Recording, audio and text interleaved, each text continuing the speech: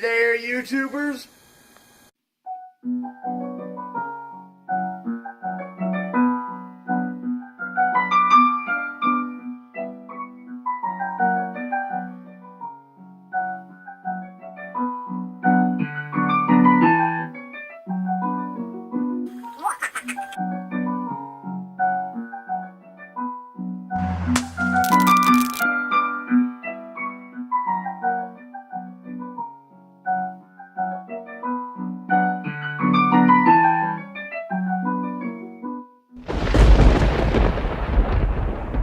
Professor Sheep here. Welcome to another physics video. Today we're exploring flight, the simple act of moving through air. Simple, made for birds. But I will say though, it took evolution millions of years to get those guys in the air, as it took us humans 20,000 years. Now, fun fact, the first human to ever actually design an actual flying machine that could work was Da Vinci. Sadly though, he lacked modern materials. Now, I'm sure if Da Vinci had had carbon nanotubes, low-density plastics, and nylon, we'd all be using Da Vinci screws today. But birds beat him to it. See, birds have two large pectoral muscles located here. These, combined with another set of muscles lower down, help them fly. See, these muscles contribute from 25 to 35% of the bird's body weight. As for humans, our brains, our heads, contribute to 7.3% of our body weight. Since today is the day after American Thanksgiving, most of us probably were eyeing those succulent turkey breasts yesterday, not the thighs of the turkey, because a turkey's thigh is much smaller than, say, a human's thigh, which is very large. So, that's how birds can fly. But how do humans fly? Much like birds, humans fly in planes. Much like birds, planes need wings. Without wings, birds and planes will sink like rocks. See, wings generate something called lift. Wings do this by a principle called Bernoulli's Principle, which is found by a name Bernoulli. Get a load of the ego on that guy, am I right?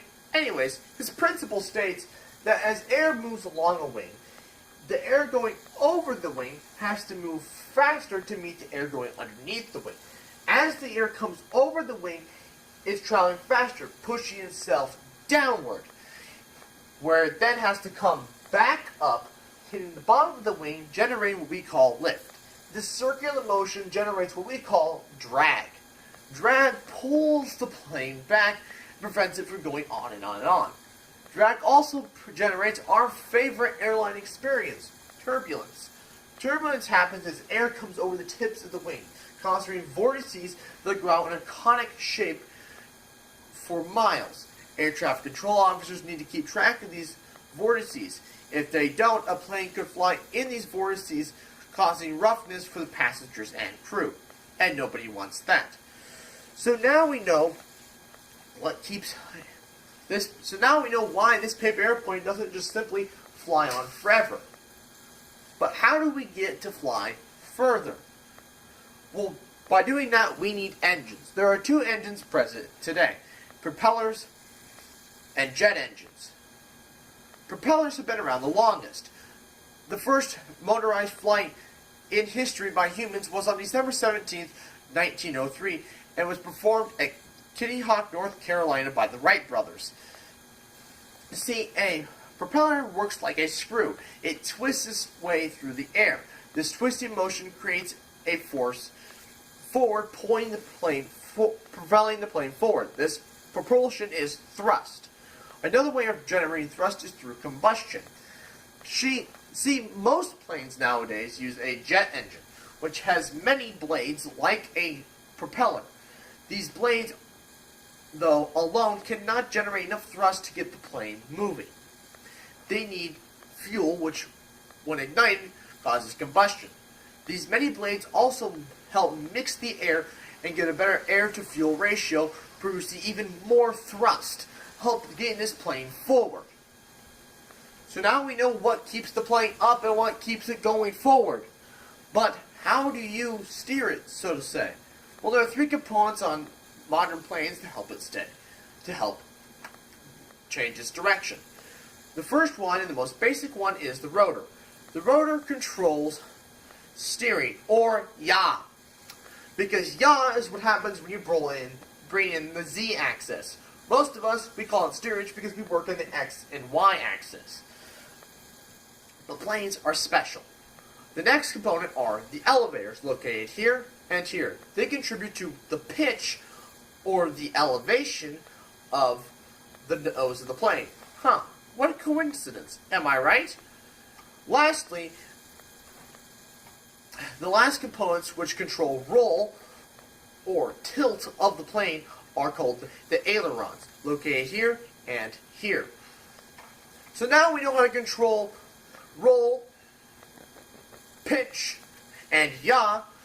Now we need to now we know how to fly through Earth's atmosphere. But fun fact, if you're on Saturn's largest moon, Titan, where the atmosphere is 1.6 times denser than our own, and the gravity is 14% less, and the acceleration due to gravity is 1.35 meters per second squared, then you could fly if you build yourself a pair of wings out of carbon nanotubes and some low-density plastic. You can fly like a bird. But unlike a bird, you don't have tail feathers, so you can't steer, which means you could come crashing down. With a low acceleration due to gravity, it's not going to hurt.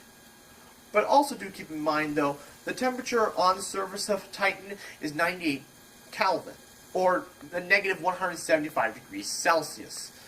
So, if you can figure out how to breathe, stay warm, how to get to Titan, then go ahead.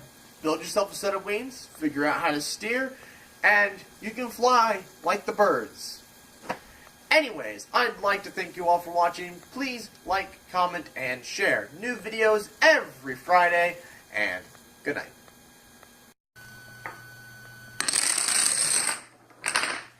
Seriously? You're gonna knock it over prematurely, and you can't even do it right. Oh, you're filming that.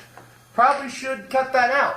But hey, if you like the physics video just watched, and you want to see more, check the link in the description below. And while you're there, hit subscribe. This is a mess. Oh, I'll just finish it.